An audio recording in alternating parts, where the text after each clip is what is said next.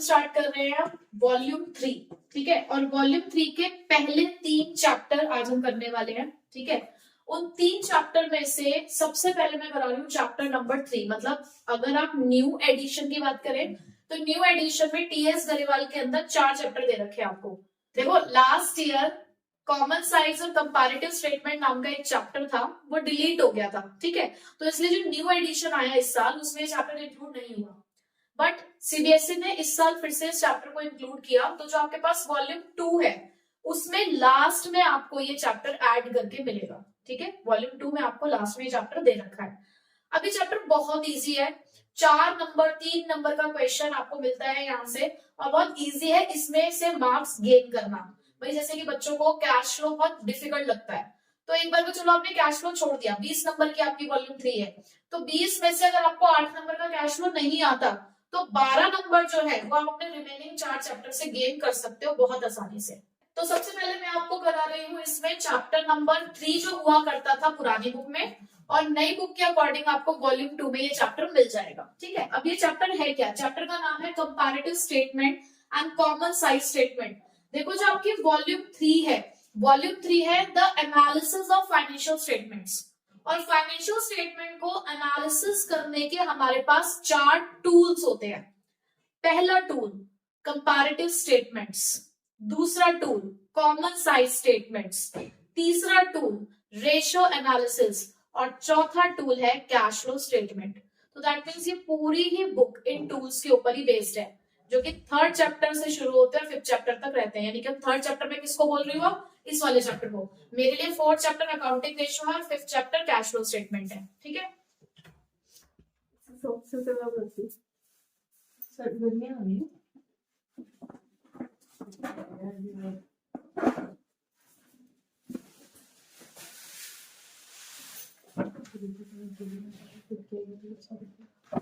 सो के उठ के आइए, है ना?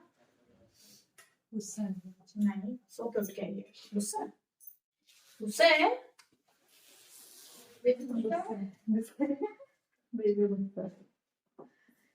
चलो, तो यहाँ पर 3rd चैप्टर के अंदर ही आपको 2 टूल्स पढ़ने को मिल जाएंगे, कंपैरेटिव और कॉमन साइज।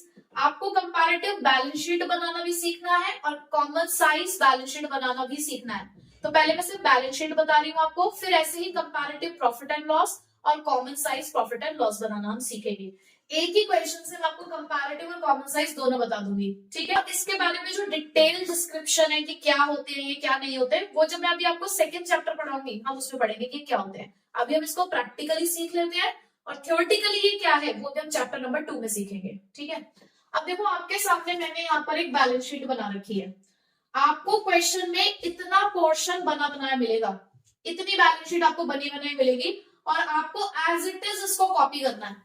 सिर्फ बस ये ध्यान रखना कि प्रीवियस ईयर पहले लिखना है और करंट ईयर बाद में, ठीक है। जैसे कि 2022 वाला आपने पहले लिखा अमाउंट, 2023 वाला बाद में, तो बस किस चीज को मैनेज करना है। अदरवाइज अगर बैलेंस शीट बनानी है तो as it is question copy करना है, चाहे कॉमन साइज करने जा रहे हो चाहे कंपैरेटिव करने जा रहे हो। उसके बाद ये 2 कॉलम आपको एक्स्ट्रा बनाने हैं। अब इन 2 कॉलम में करना क्या है? देखो हमारी स्टेटमेंट का नाम है कंपैरेटिव। कंपैरेटिव का मतलब हमें कंपैरिजन करना है कि पिछले साल से इस साल तक क्या चेंजेस हुए, हर एक आइटम में क्या चेंज आया। तो ये वाला जो कॉलम है वो इस चेंज के ऊपर ही बेस्ड है।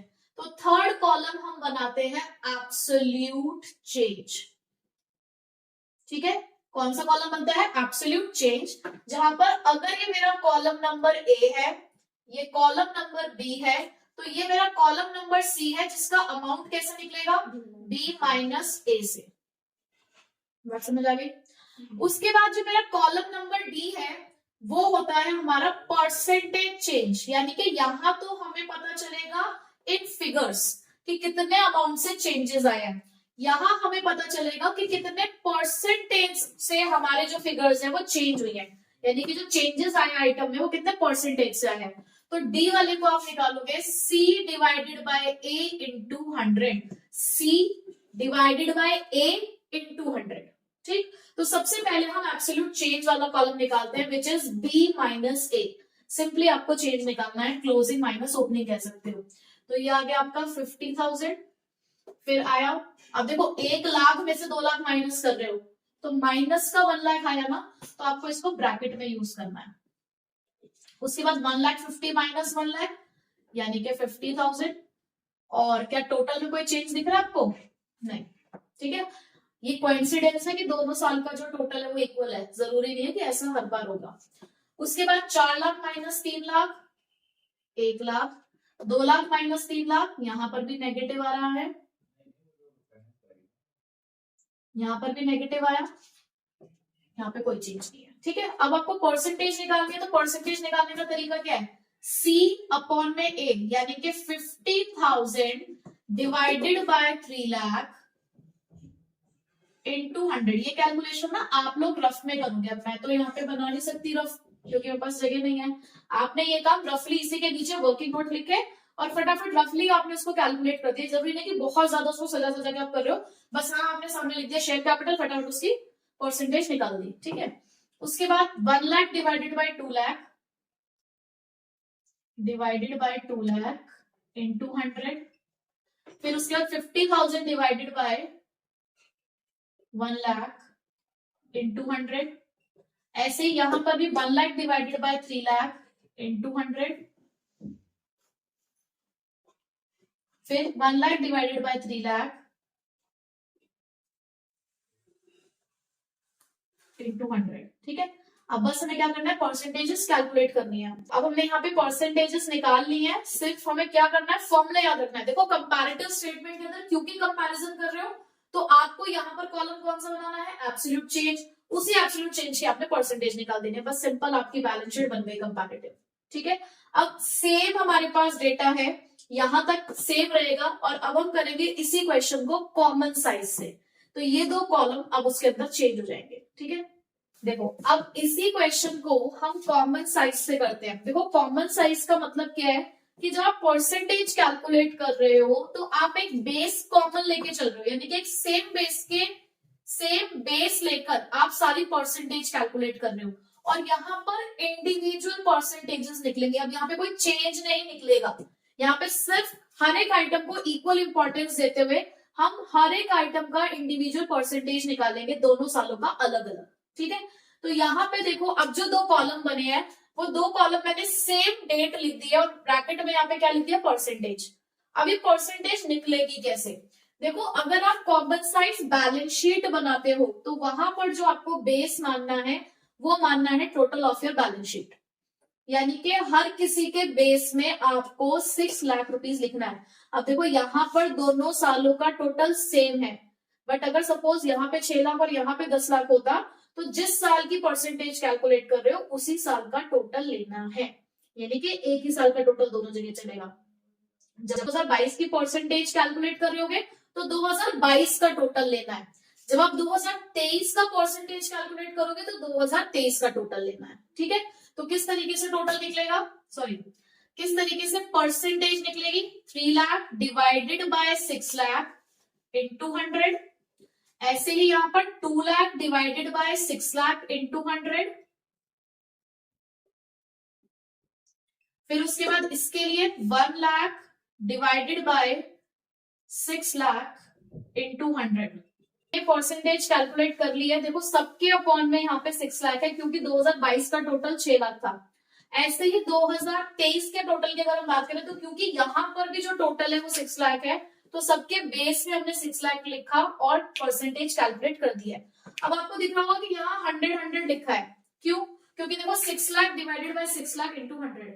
ठीक है, तो टोटल का जो आपका परसेंटेज होगा वो हमेशा 100 ही आएगा क्योंकि सेम बेस है, सेम ही न्यूमरेटर है, सेम ही डिनोमिनेटर है, तो 100 ही आएगा। ठीक है, तो ये हो गया हमारा कॉमन साइज। तो बैलेंस शीट तो बहुत ईजी है। अब हम सीखेंगे कंपैरेटिव और common size profit and loss, लेकिन उसके लिए थोड़ा सा हमें उसका फॉर्मेट भी सीखना है क्योंकि ये तो एज इट इज आपको बनी हुई आएगी तो आपको जस्ट कॉपी करनी होती है, बट प्रॉफिट एंड लॉस का फॉर्मेट हमें खुद बनाना होता है। ठीक है, अब स्टार्ट करते हैं कंपैरेटिव प्रॉफिट एंड लॉस या इसके बाद करेंगे कॉमन साइज, लेकिन दोनों में एक चीज हमें समझनी है वो है इसका फॉर्मेट। ठीक है, आपको क्वेश्चन में प्रॉफिट एंड लॉस का फॉर्मेट नहीं दे रखा होगा तो वो आपको खुद बनाना होगा। तो फॉर्मेट है क्या? सबसे पहले स्टार्टिंग होती है रेवेन्यू फ्रॉम ऑपरेशन से, जिसे आप नेट सेल्स कहते हो। उसमें अदर इनकम प्लस करोगे, फिर उसके बाद आपके पास आएगा टोटल इनकम, उसके बाद आपके आते हैं एक्सपेंसेस। अब एक्सपेंसेस की कुछ कैटेगरीज है। देखो आपको एक प्रॉपर फॉर्मेट दे रखा है, तो आपको इसका सीरियल मेंटेन करना है कि पहले ये चीज लिखनी है फिर ये चीज लिखनी है, ठीक है। तो इसमें सबसे पहले हमारे पास cost of material consumed, purchase of stock in trade, change in inventory. अब चेंज इन इन्वेंट्री आपके फिनिश गुड्स की भी हो सकती है, वर्क इन प्रोग्रेस की भी हो सकती है, स्टॉक इन ट्रेड की भी हो सकती है। उसके बाद employees benefit expense. Employees benefit expense कौन से होते हैं, जैसे कि सैलरीज, वेजेस, यानी कि जो भी चीजें आप अपने एम्प्लॉयज को देते हो वो सारे बेनिफिट्स इसके अंदर आते हैं। फाइनेंस कॉस्ट में, यानी कि जैसे आपने पैसा उधार ले रखा है तो उस उधारी पर आप जो भी बढ़ते हो, जैसे कि आप बढ़ते हो ना interest on loan, interest on debentures, तो वो सारी चीजें फाइनेंस कॉस्ट में आती है। डेप्रिसिएशन एंड अमोर्टाइजेशन, यानी कि अगर टेंजिबल एसेट्स की वैल्यू कम हो रही है तो वो डेप्रिसिएशन है, इनटेंजिबल एसेट्स की वैल्यू कम हो रही है तो वो अमोर्टाइजेशन है। बट उसके अलावा भी बहुत सारे ऐसे एक्सपेंसेस होते हैं जो हमें लिखने होते हैं, जैसे लॉस ऑन फिक्स्ड एसेट्स है, सेलिंग एंड डिस्ट्रीब्यूशन एक्सपेंसेस है, तो वो सारे एक्सपेंसेस यहाँ लिखे जाते हैं। इन सभी एक्सपेंसेस का टोटल फिर हम टोटल एक्सपेंसेस में लिखेंगे। अब प्रॉफिट क्या होता है, रेवेन्यू माइनस एक्सपेंस। तो टोटल रेवेन्यू में से टोटल एक्सपेंस माइनस करके आपको मिलेगा profit before tax. Profit before tax में से आप इनकम टैक्स माइनस करोगे या सिंपल टैक्स माइनस करोगे तो आपको मिलेगा प्रॉफिट आफ्टर टैक्स। तो आपको ये प्रॉपर फॉर्मेट आना चाहिए, ठीक है। बस प्रॉफिट एंड लॉस में यही चीज है कि आपको प्रॉफिट एंड लॉस का फॉर्मेट आना चाहिए, और ज्यादा चांसेस यही होता है कि आता क्वेश्चन इसी का ही है, ठीक है। तो मैं इससे रिलेटेड आपको करा रही हूँ क्वेश्चन नंबर 16 टीएस गरेवाल का, जो आपको वॉल्यूम 2 के लास्ट में मिलेगा, और इसे 16 क्वेश्चन से मैं कॉमन साइज भी कराऊंगी, ठीक है। अब क्वेश्चन क्या है, देखो आपको क्वेश्चन में रेवेन्यू फ्रॉम ऑपरेशन दे रखा है। रेवेन्यू फ्रॉम ऑपरेशन 2022 और 2023, आपको 22 पहले लिखना है, 23 बाद में लिखना है, इस चीज को ध्यान में रखोगे। तो 22 का है हमारे पास 16 लाख का रेवेन्यू फ्रॉम ऑपरेशन, और 23 के लिए हमारे पास 20 लाख। उसके बाद अदर इनकम दे रखी है 3 लाख है 2022 की, और 4,40,000 है 2023 की। अब आपने टोटल रेवेन्यू खुद कैलकुलेट करना है, ठीक है। तो यहाँ पे आपके पास टोटल रेवेन्यू आया 19 लाख, ये टोटल रेवेन्यू आया 19 लाख, और ये आ गया 24,40,000, ठीक है। यहाँ तो कोई दिक्कत। आगे देखो cost of material consume 6 lakh और 8 lakh. Cost of material consumed 6 lakh 8 lakh. Change in inventory हमारे पास 2 लाख और 4 लाख। अब हमारे पास परचेज नहीं था तो मैंने यहाँ पे फिलहाल डैश डाल दिया है। जब आप क्वेश्चन करेंगे तो आप इसे लिखना ही मत, और आगे की कोई भी चीज अगर हमारे पास नहीं है तो आपको उसको लिखने की जरूरत भी नहीं है, ठीक है। आगे उन्होंने दे रखा है अदर एक्सपेंस जाके सीधे, लेकिन ब्रैकेट में कुछ लिखा है, यही मेन चीज है इसमें। ब्रैकेट में लिखा है the percentage of cost of revenue from operation, percentage of cost of revenue from operation. अब यहाँ cost of revenue from operation तो कहीं पे भी नहीं है। तो cost of revenue from operation होता क्या है, COGS, cost of goods sold, जिसका फॉर्मूला आप पढ़ के आ चुके हो 11th क्लास में। Opening stock plus net purchases plus direct expense minus closing stock. अब यही चीज अगर हमें यहाँ कैलकुलेट करनी है तो बहुत सिंपल है, यहाँ पे कैलकुलेट करना, सिर्फ स्टार्टिंग के 3 को प्लस कर देना, आपका सीओजीएस आ जाएगा। यानी कि कभी भी अगर आपको क्वेश्चन में cost of revenue from operation निकालना है तो आपने ये जो स्टार्टिंग के 3 है इन्हें प्लस कर देना है, और आपको आपका कॉस्ट ऑफ गुड्स सोल्ड मिल जाएगा, ठीक है। क्या क्या ऐड करना है, cost of material consume, purchase of stock in trade, और चेंज इन इन्वेंट्री। अब सीओजीएस हमारे पास यहाँ पे, अब मुझे यहाँ सीओजीएस चाहिए अदर एक्सपेंस के लिए, तो भाई मेरे पास तो सिर्फ ये 2 ही आइटम्स अवेलेबल है, तो 8 लाख हो गया यहाँ पे सीओजीएस इस वाले साल का। आपको ये चीज वर्किंग नोट पे करके दिखानी है, ठीक है। अब परसेंटेज कितना है, 2022 में यही परसेंटेज 10% है, तो 8 लाख का 10% कितना हुआ, 80,000। तो अदर एक्सपेंस हो चुके हैं आपके 80,000, ठीक है। इस साल में कितना हो रहा है सीओजीएस, 12 लाख, और हमारे पास कितना परसेंटेज है उसका, 15%। ये आ गया 1,80,000, ठीक है। तो अब हमें एक्सपेंसेस हमने कंप्लीट कर लिए हैं, तो टोटल एक्सपेंस करने हैं। अब टोटल एक्सपेंस देखते हैं हमारे पास कितने हैं, 8 लाख और 80,000, यानी कि 8 लाख 80, 12 लाख और 1,80,000 यानी कि 13,80,000, ठीक, कि आपको रेवेन्यू माइनस एक्सपेंस करके प्रॉफिट बिफोर टैक्स निकालना है, फिर उसका 30% आप टैक्स निकालेंगे। ठीक है, पर क्योंकि ये कंपैरेटिव स्टेटमेंट है तो बिल्कुल बैलेंस शीट जैसे ही आपका थर्ड कॉलम बनेगा किस चीज का, एब्सोल्यूट चेंज का।